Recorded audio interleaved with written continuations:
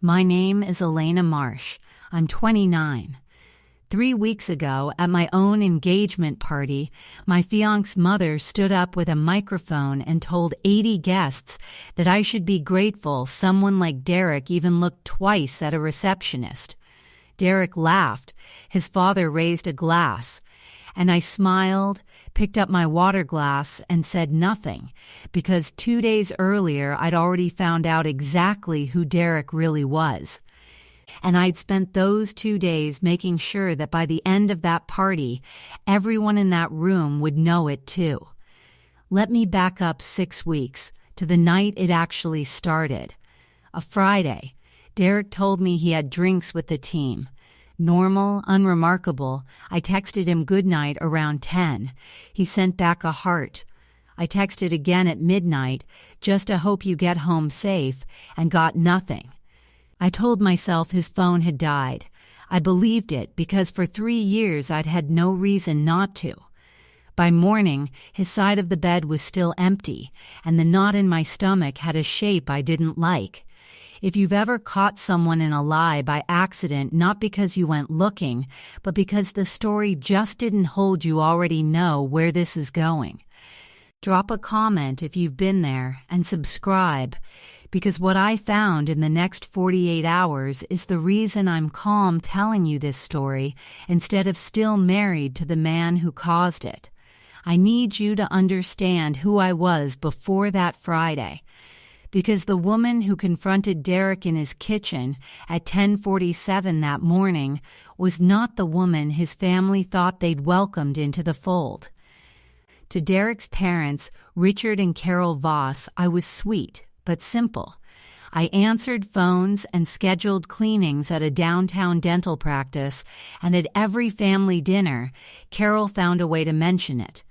Elena keeps our appointments so organized, she'd say, the way you'd praise a child's finger painting.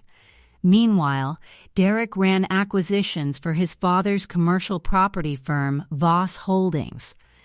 And every conversation orbited him, his deals, his numbers, his future as the man who'd eventually run the whole company.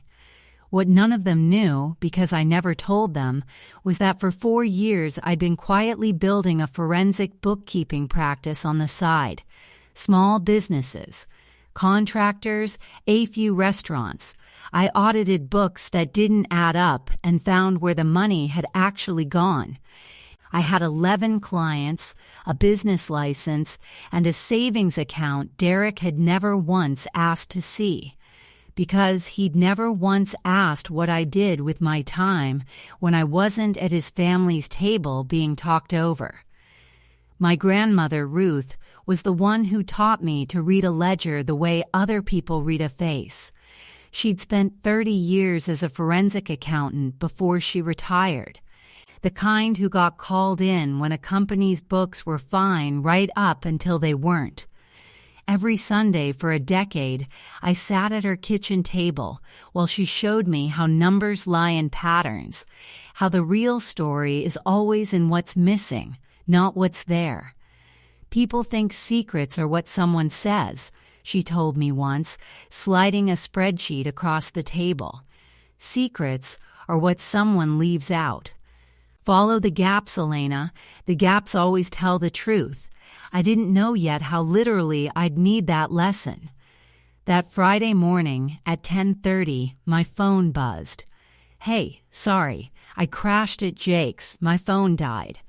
Casual, practice sounding even, though I didn't clock that yet. Jake was a coworker Derek mentioned occasionally, like a brother, he'd said once, which in hindsight was such a strange thing to say about a man I'd never met in 3 years. I called. Derek picked up groggy, annoyed I'd interrupted whatever he was doing. Nothing happened, he said before I even asked. We were all drinking. It got late, easier to crash than Uber home. Phone died, just found the charger. Who's we? I asked. A pause. Long enough that I heard it the way my grandmother taught me to hear a gap in a ledger. Everyone else left early. It ended up being just me and Jake. I want you to notice what happened in that phone call, because it happened exactly the way my grandmother described gaps working. First, it was a group. Then it was drinks that ran late. Then, only when I pushed, it became 2 people, alone, all night, in an apartment I'd never been inside and a name I'd never met. He wasn't telling me the truth. He was releasing it in installments, sized to whatever amount he thought I could swallow before I'd push back for more. So you didn't crash anywhere, I said.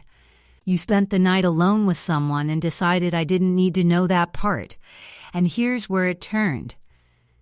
Not an apology, not even hesitation. Oh my God, you're so insecure, he said. Nothing happened. He slept on the couch. Why can't you just trust me? I'm an adult, Elena. I can make my own decisions. I sat with that sentence for a long time after I hung up. I can make my own decisions. As if the problem was that I'd asked. As if the version where I woke up alone, called him with my stomach in knots, and was told I was the one with the problem, as if that was somehow the reasonable outcome of a lie he chose to tell. I didn't scream. I didn't cry in front of him. I said I needed the day, and I hung up and I sat at my kitchen table with a blank notebook the way my grandmother used to, and I started writing down the gaps. Here's what 4 years of forensic bookkeeping teaches you that 3 years of loving someone doesn't. Once you know how to look for a pattern, you can't unsee it. I thought back over 18 months of small, easy-to-explain absences. A client dinner that ran until 1 a.m., a guy's weekend I was never given details about, a phone that had started living face down on the counter about 8 months ago, right around the time Derek got a new assistant on his deal team. Jake, I pulled up our shared calendar, the one Derek insisted on years ago, because he said it made scheduling easier.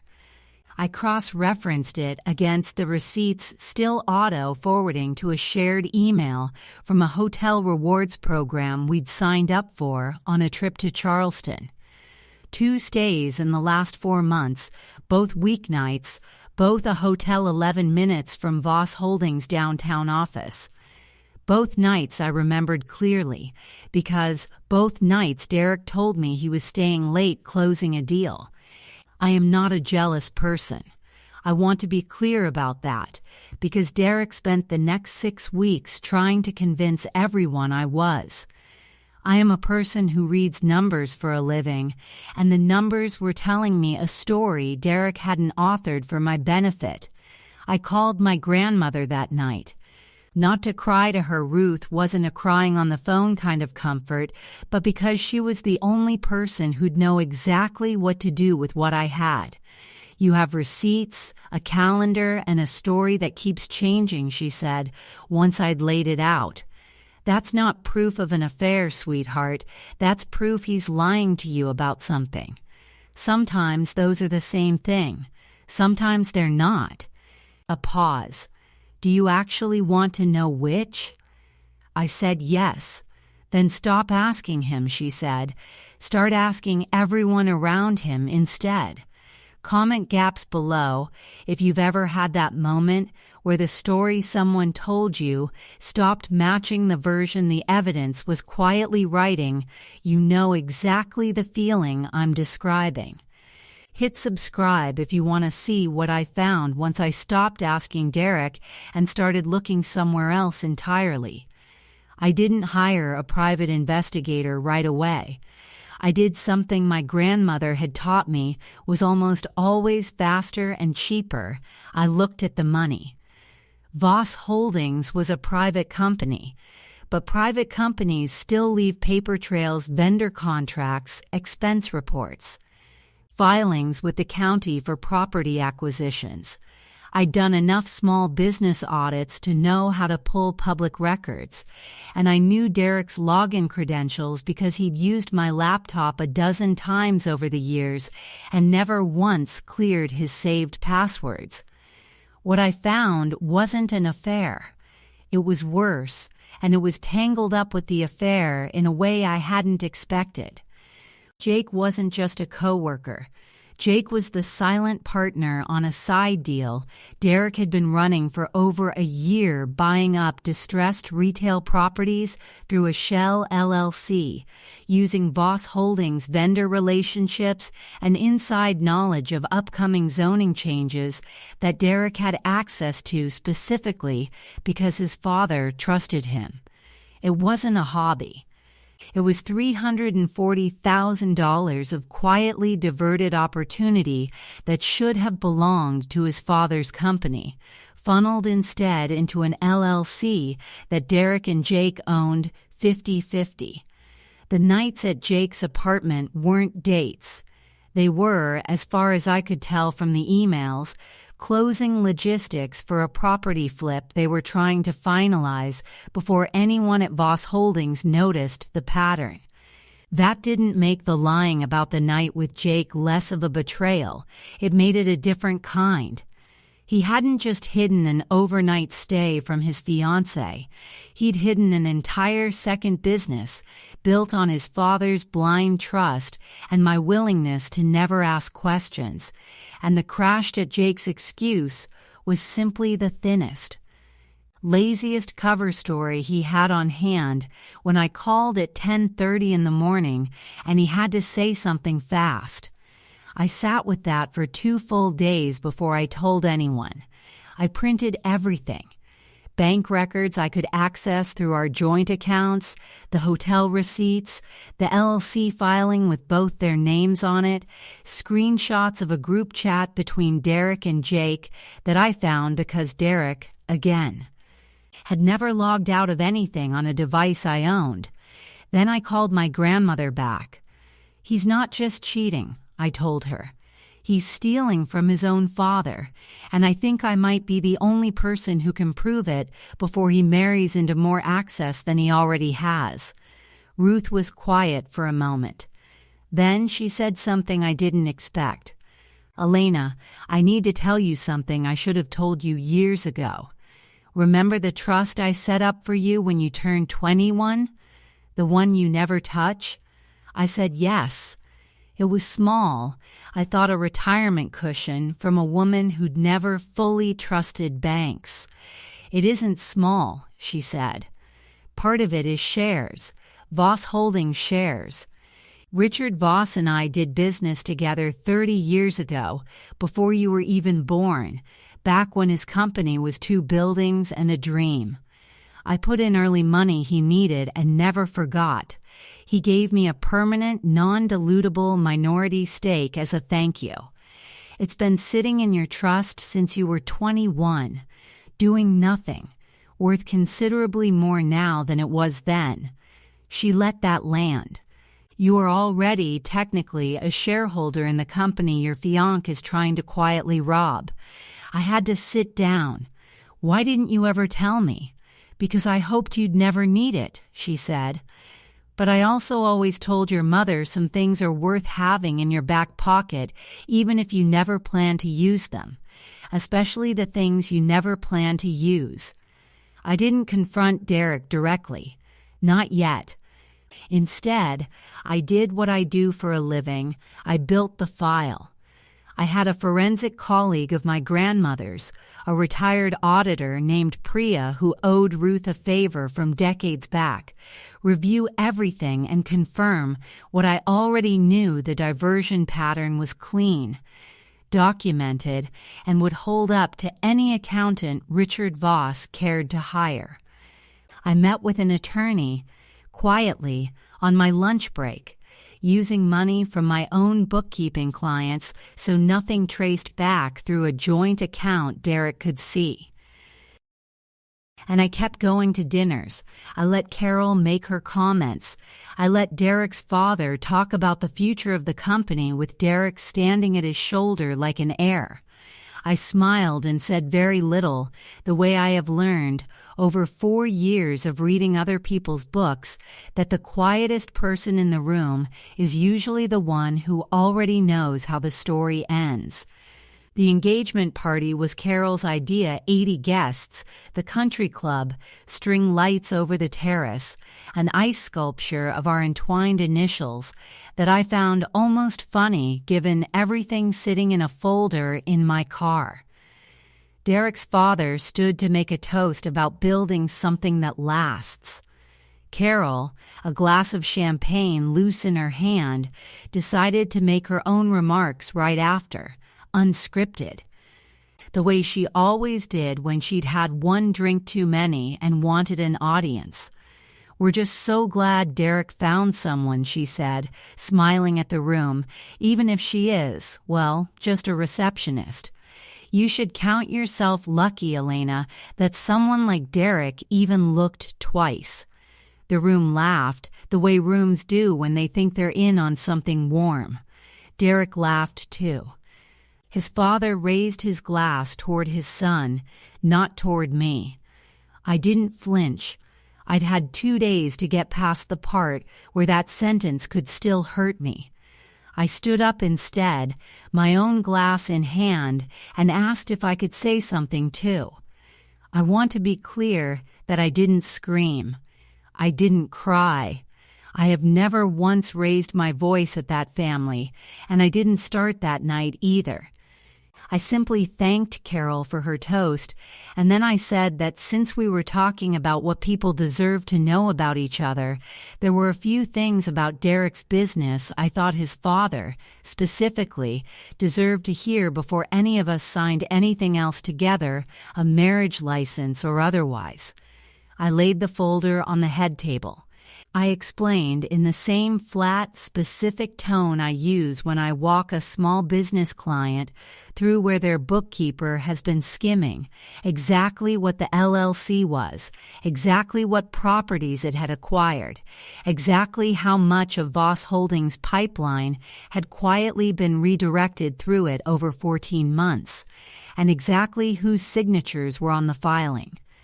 I mentioned the hotel 11 minutes from the office. I mentioned that Jake wasn't a coworker who was like a brother, he was a business partner Derek had never once introduced me to in 3 years, which, I said, should tell you everything about which relationship he was actually protecting. Richard Voss's face went the color of the tablecloth. He didn't ask if it was true. He picked up the top page, read it once, and I watched 30 years of trust in his son collapse into something much harder recognition. Then I said the only personal thing I let myself say all night. I'm not a receptionist who got lucky, Carol. I'm a forensic bookkeeper who spent 4 years learning exactly how people like your son hide things. I just usually get paid to find it for someone else's family instead of my own. I picked up my folder. I did not stay for dessert. Richard Voss hired outside counsel within 48 hours and initiated an internal audit that confirmed everything in my file within the week. Derek was removed from the acquisitions team immediately and, once the full scope of the diverted deals was documented, was let go from Voss Holdings entirely his own father, choosing not to press criminal charges only because doing so would have exposed the company's own compliance failures to public scrutiny. Derek didn't inherit anything. Not the company, not the trust his father had quietly been building toward naming him heir to. Last I heard through mutual acquaintances, he was selling insurance 2 states over. Jake's fate was worse. Without Derek's inside access, the LLC had no legs to stand on, and Voss Holdings attorneys pursued him for the full value of the diverted properties. He settled to avoid a lawsuit that would have followed him professionally for a decade. Carol never apologized to me, not once. Not even after her son's disgrace became something the whole extended family whispered about at every subsequent holiday. but she stopped making comments about my job, mostly because Richard Voss, in the weeks after, started introducing me at industry events as the sharpest set of eyes I've ever had look at my books, which was its own kind of vindication I hadn't planned for and didn't need. But didn't mind either. Richard and I still talk. Not often, but genuinely. He asked a few months later if my firm would consider doing an annual outside audit for Voss Holdings, a formal arrangement, paid with my name on the engagement letter. I said yes. It felt less like revenge and more like the natural conclusion of a story that was always going to end with someone finally looking at the numbers properly. My grandmother's shares are still sitting quietly in that trust. I've never sold a single one. Richard knows I have them, and I think, in a strange way, it's part of why he trusts me with the audits now he knows I already have every reason to want the company to succeed honestly, and no reason at all to want it to fail. Here's what I keep coming back to, months later. It was never really about the night at Jake's apartment. A phone dying, a couch, a group of coworkers who left early, none of that, on its own, ends an engagement. What ends it is what a lie like that reveals about a person's instincts under pressure. That when Derek was caught, his first move wasn't honesty, it was to make me feel unstable for asking a reasonable question. That's not a slip, that's a pattern. And once I started following the pattern instead of the excuse, it led me somewhere far bigger than a lie. About one night, it led me to who he actually was underneath 3 years of who he'd let me believe he was. If someone in your life is trickle-truthing, giving you just enough to stop you from asking the next question, trust that instinct. The gaps are always where the real story lives. I didn't need to shout at a party to prove that.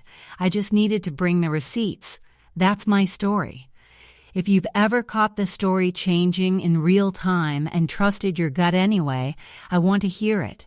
Drop it in the comments, hit subscribe, and I'll see you in the next one.